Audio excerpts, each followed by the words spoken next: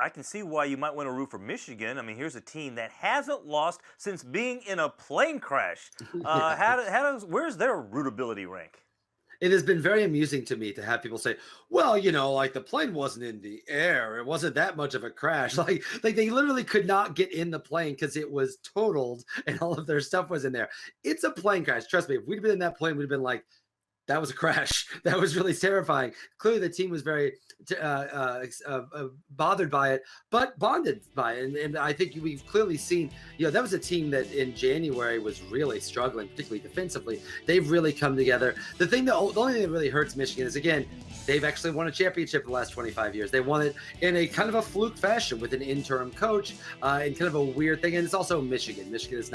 Michigan, I know it's just basketball, but Michigan's never going to be confused with a scrappy, tiny underdog. This tiny school, it's Michigan, for crying out loud. But I do think with that situation, that does put Michigan probably at an all-time high in rootability that is almost assuredly unsustainable in the long term. But I think certainly this Michigan team and kind of what they've been able to do, it's exciting, and I think it's good for them. Yeah. Plus, I love that John Beeline had a water gun blaster ready to go for a post-game celebration. I mean, who saw that Yeah. coming, right? Yeah.